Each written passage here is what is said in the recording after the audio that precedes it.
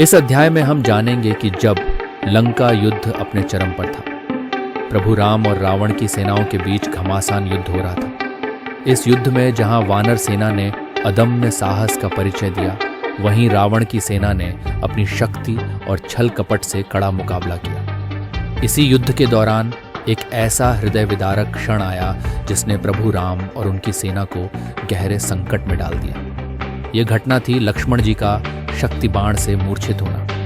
आइए अब जानते हैं इस अध्याय का विस्तृत विवरण। युद्ध में रावण का पुत्र मेघनाद, जिसे इंद्रजीत भी कहा जाता है, अपनी मायावी शक्तियों के लिए प्रसिद्ध था। उसने कई बार वानर सेना को भारी क्षति पहुंचाई। युद्ध के दौरान मेघनाद ने अपनी दिव्य शक्ति बाण का प्रयोग किया, जो सीधे लक्ष्मण जी को जाकर लगा। इस बाण की प्रचंड शक्ति से लक्ष्मण जी तुरंत मूर्छित होकर धराशायी हो गए। उनकी यह अवस्था देखकर पूरी वानर सेना में शोक और भय का माहौल छा गया। लक्ष्मण जी की मूर्छा ने प्रभु राम को गहरे दुख में डाल दिया। उनके लिए लक्ष्मण केवल भाई नहीं, बल्कि उनके प्राणों के समान थे। वानर सेना और विशेषकर वीर हनुमान जी, सुग्रीव और विभीषण ने इस घटना को देख गहरी चिंता व्यक्त की। यह क्षण सभी के लिए भावनात्मक और चुनौतीपूर्ण था।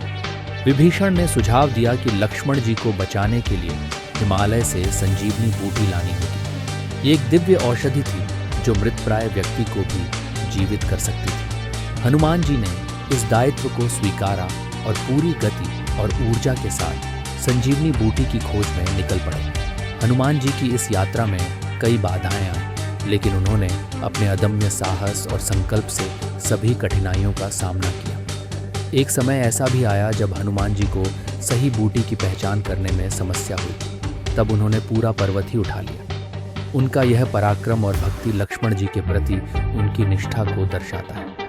हनुमान जी के पर्वत लेकर लौटने के बाद वैद्य सुषेण ने संजीवनी बूटी का प्रयोग किया। इससे लक्ष्मण जी को नया जीवन मिला। इस घटना ने न केवल प्रभु राम और उनकी सेना को राहत दी, बल्कि सभी को यह संदेश भी दिया कि सच्चे समर्पण और प्रयास से किसी भी संकट को पार किया जा सकता है। लक्ष्मण जी का शक्ति बाण से मूर्छित होना और हनुमान जी द्वारा संजीवनी बूटी लाना रामायण का एक अत्यंत मार्मिक और प्रेरणादायक प्रसंग है। ये कथा हमें साहस, भाईचारे और संकट में धैर्य रखने का संदेश देती है।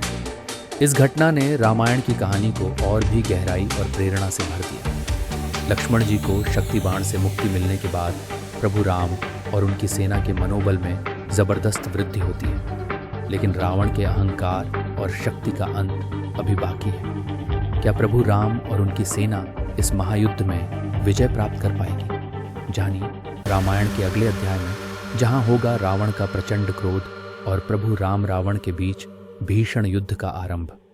अगली कहानी में देखिए जब धर्म और अधर्म के इस निर्णायक युद्ध में प्रभु राम और रावण आमने सामने होंगे।